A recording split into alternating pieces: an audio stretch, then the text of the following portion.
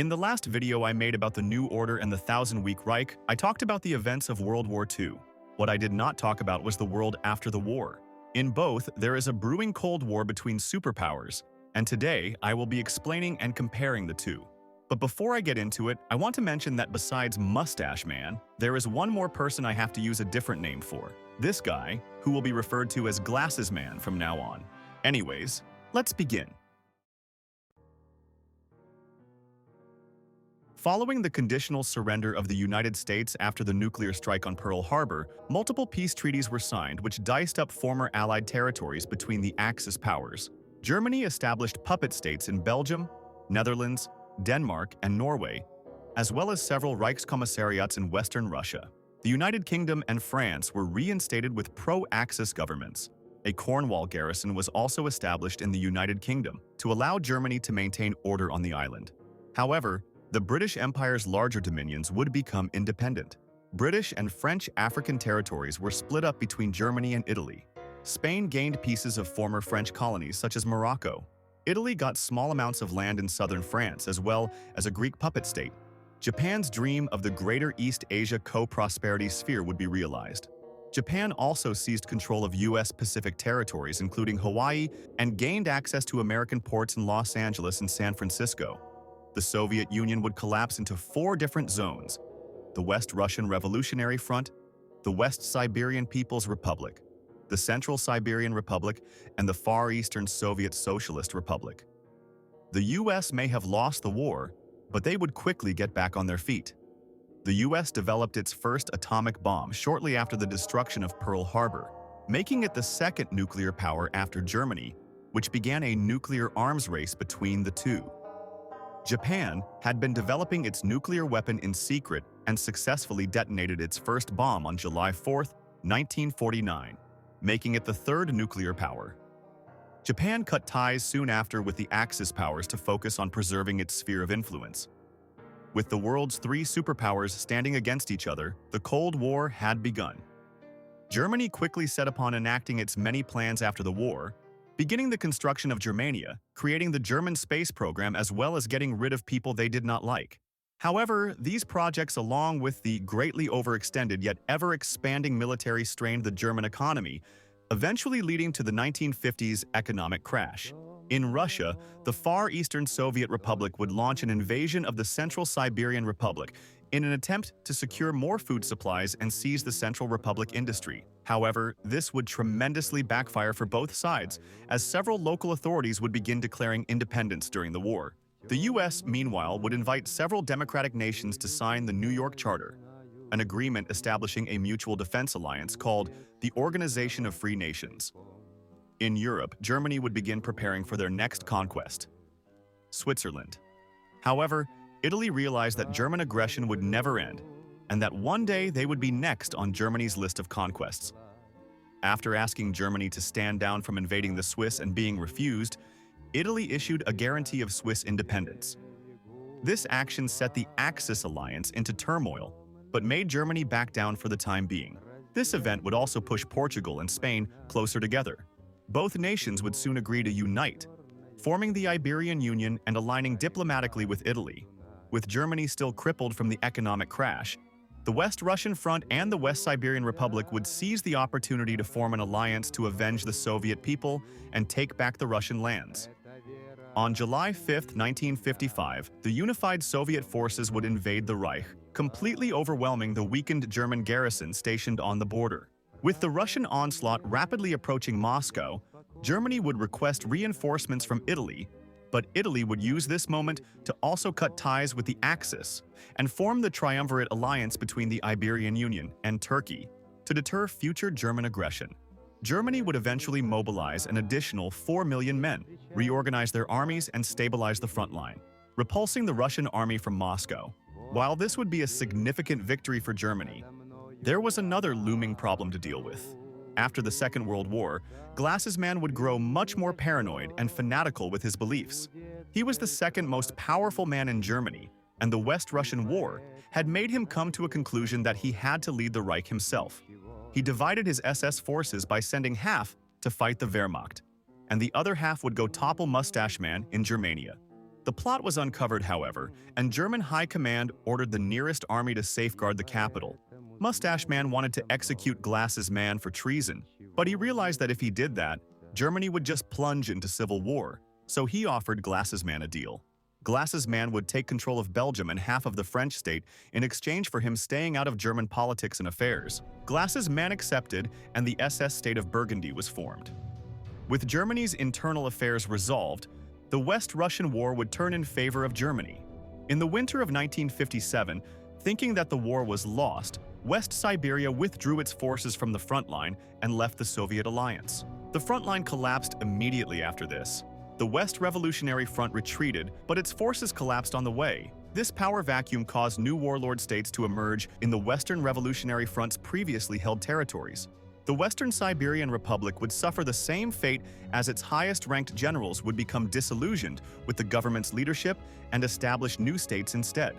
The Germans had won the war, but their economy was now completely destroyed, and its internal instability had been exposed.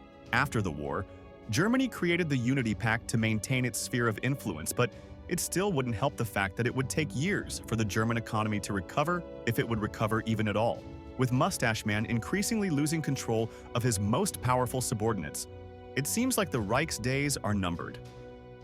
In Hawaii, Japan's placement of nuclear missiles caused outrage by the US.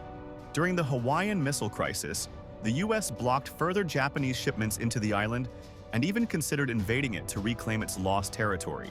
Fortunately, to avoid nuclear Armageddon, the US agreed to remove its missiles in Australia in exchange for Japan doing the same in Hawaii.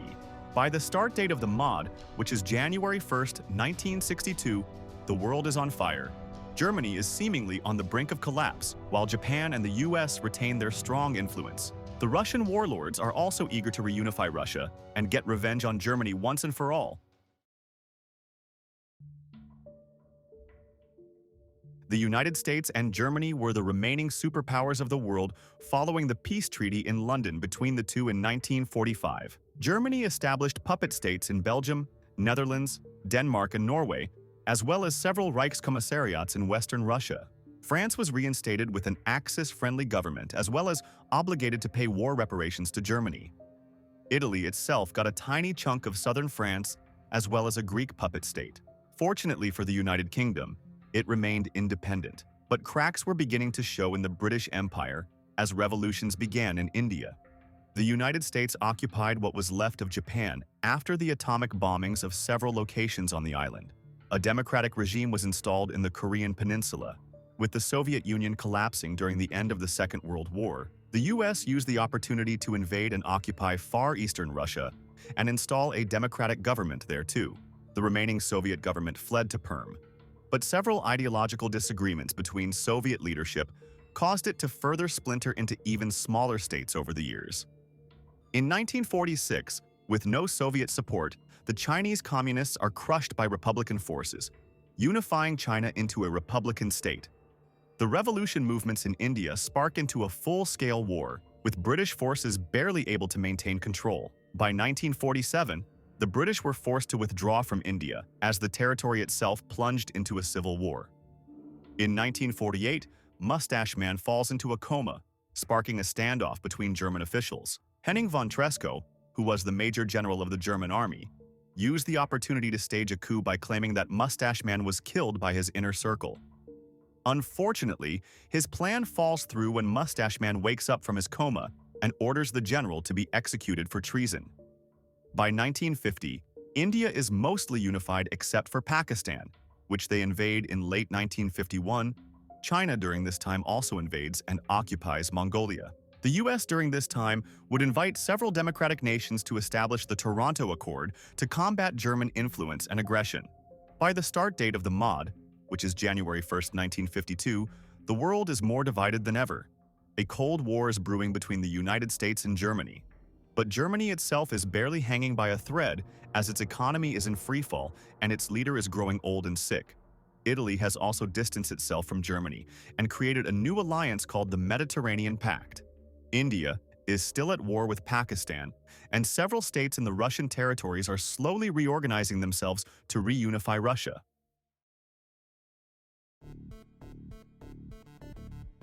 In the new order, it's very clear that the Axis won the war after the conditional surrender of the US. Germany, Italy, and Japan were able to get huge swaths of land for themselves. The Thousand-Week Reich's Second World War ends in more of a stalemate between Germany and the US. Both Germanys would basically get all of Europe in their sphere of influence, with the exception being the United Kingdom. The UK in the new order was reinstated with a pro-German government, with many of its African colonies handed over to Germany and Italy. As for the Thousand-Week Reich, it remained independent after a peace deal with Germany and retained most of its colonies, but slowly started losing relevance on the world stage, as well as losing control of India. Japan is one of the superpowers in the new order with its co-prosperity sphere, but is completely out of the equation in the Thousand-Week Reich, being nothing more than an occupation zone. Rather, the big player in Asia is the Republic of China. In Russia, the same is for both realities, with it being divided. However, the entire far eastern part of Russia in the Thousand-Week Reich is influenced by the US, but in the new order there was no intervention by the US or even Japan in Russia. The Russian territories are even more divided and splintered too. Both Indias are also independent by the start date of the mod. The Cold War is also an important theme in both realities, but the difference is that the Thousand-Week Reich has two big players, while the New Order has three, with more emphasis on nuclear Armageddon. The same case is with Italy. They distanced themselves from the Reich after the war. The turning point for Italy was during the planned German invasion of Switzerland, but unknown why Italy did the same in the Thousand-Week Reich. Judging by the fact that Switzerland is annexed by Germany in the Thousand-Week Reich, I would assume it is probably because of the same matter. There is the entire West Russian War between the Russian territories and Germany, while no such thing has really happened in the Thousand-Week Reich. By both mod start dates, the world is still in a Cold War, with Germany being supposedly on the brink of collapse and a civil war. Lastly, the entry for the new order is much longer than the Thousand-Week Reich in comparison, because its start date is 10 years ahead of the Thousand-Week Reich, giving it more events to unpack.